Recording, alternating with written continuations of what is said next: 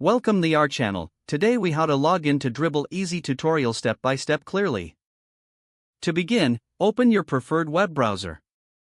In the address bar, type www.dribbble.com and press enter. Once the Dribbble homepage loads, look for the login button. This button is typically located at the top right corner of the screen. Click on the login button. You will now be directed to the login page.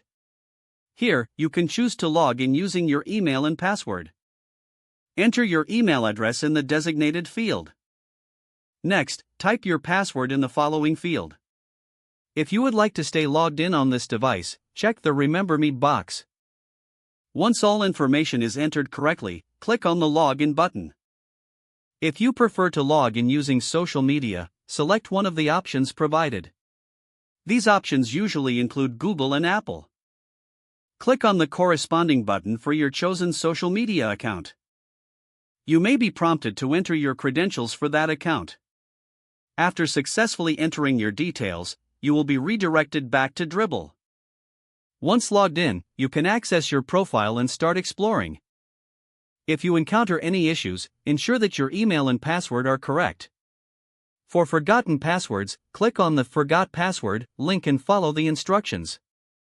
Congratulations, you are now logged into Dribbble. If the page does not load, refresh the browser or try again in a private or incognito window. Make sure you are using the correct email address, then retype it carefully to avoid small typos.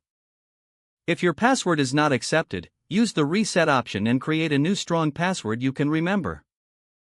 Check your spam folder for verification or security emails, then complete any requested confirmation steps. Enable two-factor authentication if available to improve account security and reduce unauthorized access risk. After signing in, review your profile details so your contact information and settings are accurate and current. If you see an error message, note it down and try again after restarting your device and internet connection. Log out when you finish, especially on shared devices, to keep your account and payment information secure. Don't forget to like this video and subscribe to our channel for more step-by-step tech guides.